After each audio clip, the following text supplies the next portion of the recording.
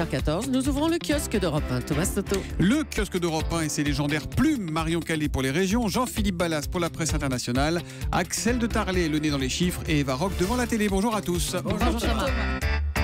On commence avec vos quotidiens nationaux et chacun voit l'entre-deux-tours à sa manière ce matin. Pour Direct Matin, le PS se met en ordre de bataille. Métro News insiste sur le front des Unis face au FN. L'Humanité s'inquiète de ces départements où les vagues bleues et brunes peuvent être endiguées. Quand l'Opinion titre « Gauche des Unis, gauche punie », ce qui fait dire au Figaro en pages intérieures que le PS craint un second tour dévastateur. Aujourd'hui en France fait sa une sur une plainte déposée contre un géant français du BTP au Qatar. Une ONG a décidé de poursuivre une filiale de Vinci au Qatar.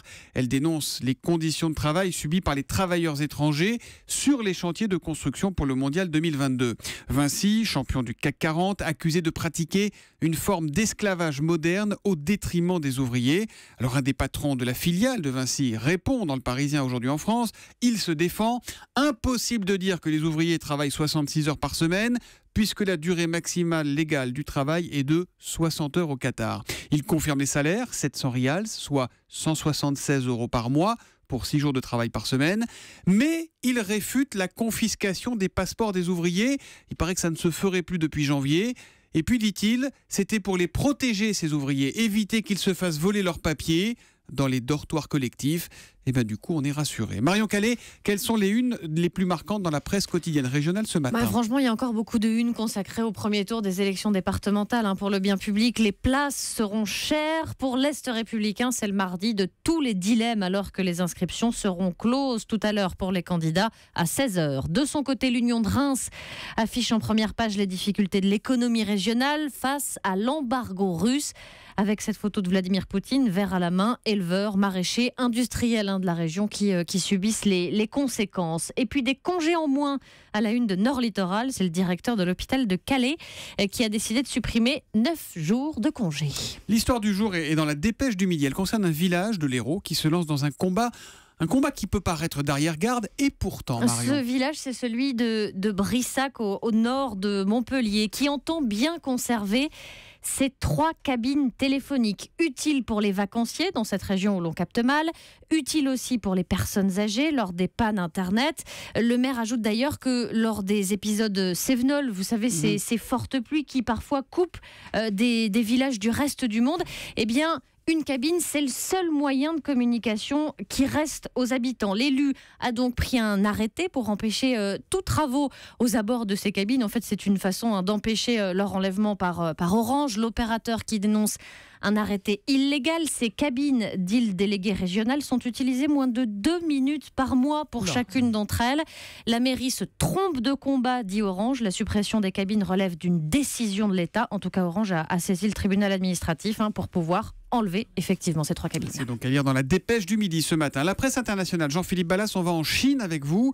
Une petite révolution dans le monde du smartphone. J'ai lu ça dans le South China Morning Post. Vous connaissez tous les selfies, évidemment. On se prend en photo avec son appareil.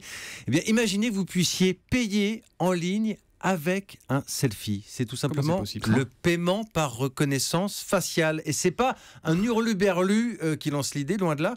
Il s'appelle Jack Ma, soit l'un des milliardaires les plus riches de Chine. Je n'apprends rien à Axel de Tarlet, fondateur d'Alibaba, mastodonte du commerce en ligne, le rival de l'américain Amazon. Alors pour faire simple, quand Jack Ma vient à Paris, il va voir directement François Hollande. C'est plus simple pour parler business. Et quand Laurent Fabius va en Chine, il vend évidemment les entreprises françaises à Jack Ma. Ça vous situe un peu le personnage. Et c'est donc lui, en personne, sur scène, qui a testé en public sa dernière trouvaille. C'était lors d'une conférence à Hanovre, un peu à la façon de Steve Jobs, c'est ce que raconte le journal. Payer en ligne, ça donne souvent mal au crâne, explique Jack Ma, vous oubliez votre mot de passe, vous avez peur d'être piraté, bref. Sur scène, le milliardaire se filme avec son téléphone qui apparaît derrière lui sur un écran géant, avec ce petit message, s'il vous plaît, souriez à la caméra. Jack sourit, clac, tchac, ça y est, le paiement en ligne est fait. Alors, les concepteurs jurent que le système est au point. Ne faites pas de cette tête, Julie. Non mais je comprends pas. Vous filmez avec prenez votre en photo, téléphone, vous souriez, et c'est le paiement en ligne qui va Le téléphone vous reconnaît, la Pourquoi caisse il faut vous reconnaît. sourire ? Bah parce que c'est plus sympa d'être heureux quand on paye, non? Je sais pas.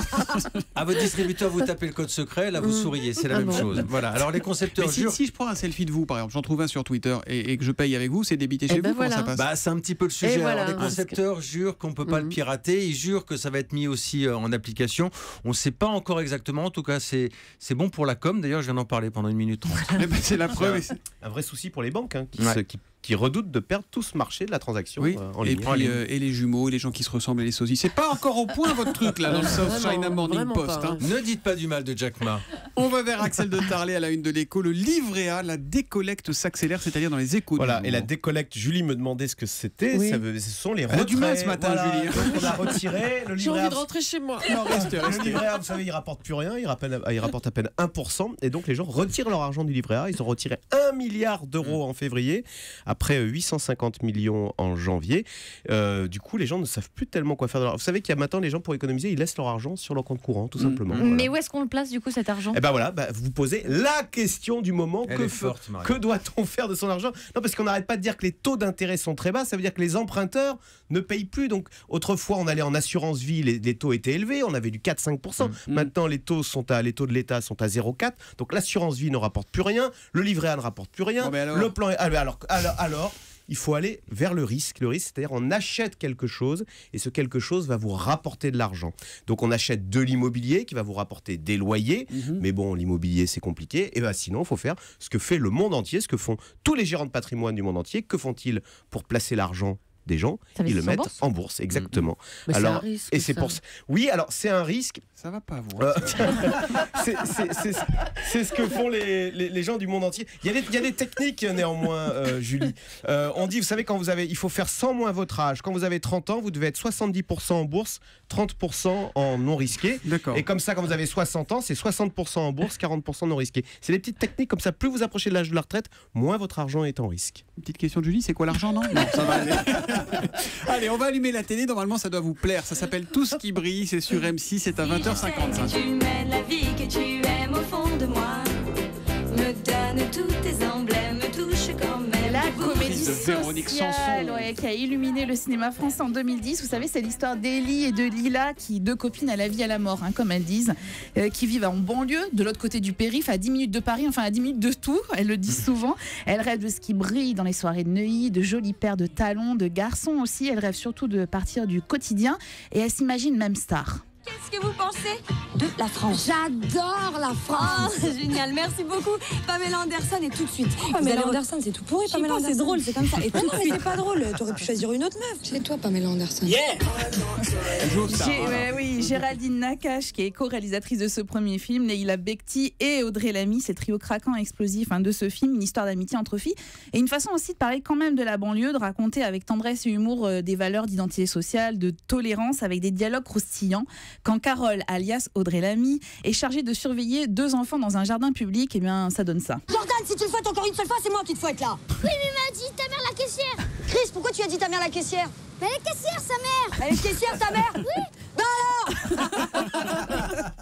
Et c'est comme ça tout le film, ça pétille, ça fait du bien, franchement c'est émouvant. Et je vais vous dire un secret, parfois quand je manque d'énergie, j'écoute ça à fond.